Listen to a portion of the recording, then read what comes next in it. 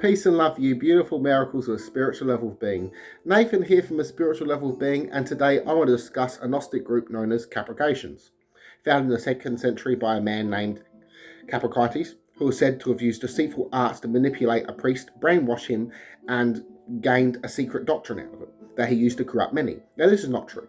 Being Gnostics, they would preserve these ancient writings from heresy hunters, from people aimed out to destroy them, to kill others. They didn't want them to twist the works, as they seen themselves the preservers of true Christianity. Now, the Caprocrations seen themselves as the true Christians. They didn't believe in hell, they believed in reincarnation. And they believed that Jesus was a wise man, that we can all be like Christ, achieving Christ from within. Son of Man is within you, follow after him and achieve him for yourself. This is a Gnostic saying.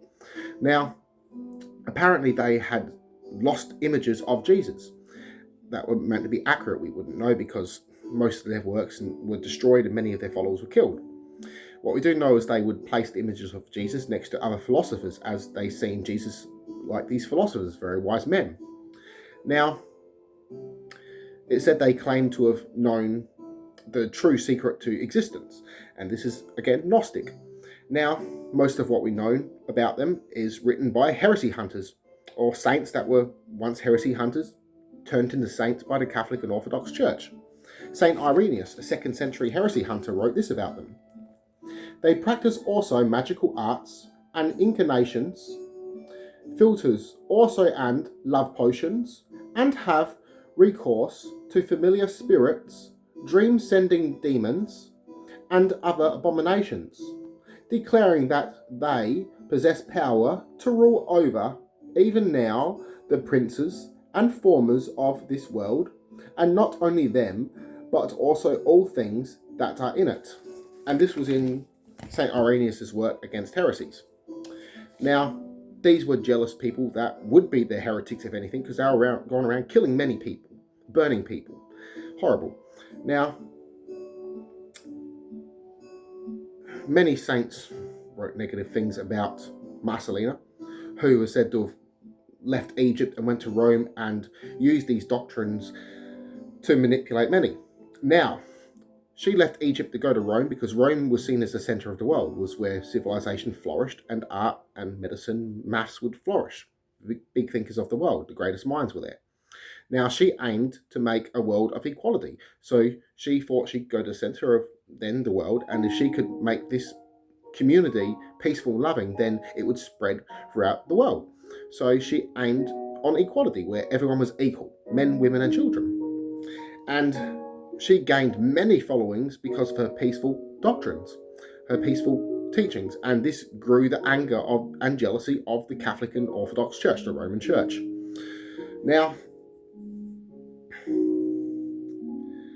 this being said, with the story being corrupting a priest, this would be merely using rational reasoning, and the truth of this story would be that Gnostics preserved the ancient works that then the ruling classes and simple-minded people would be out to destroy or hurt others, so they would guard this knowledge, being esoteric, knowledge that only a few would understand. Now, they also claimed that together we can do greater things than Jesus, and they also claimed that many of them were equal to Jesus, so being enlightened, so they understood that Christ is within you, that Jesus himself, Yeshua, was a normal human being.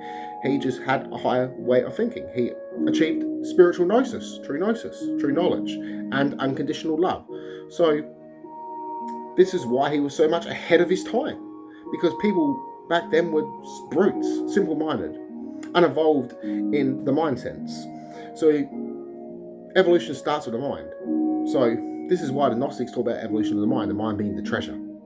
So these people, again, that were hunted down and killed were much more too advanced for their time. And this is why we have Gnosis spreading now, because now we can handle this truth. We can handle unconditional love. And many are starting to embrace love and raising up, even now, protesting, saying we don't want to live like this. And because of this is how many foundations of manipulation have crumbled, because the people would rise up and they would ultimately want a better life, cherishing others, understanding that we're not meant to be out simply killing each other, destroying this planet. So these people were out to preserve knowledge from within themselves. and ultimately express it in a loving way. So peace and love, everyone. I love you all. Connect to one mind and soul. Namaste.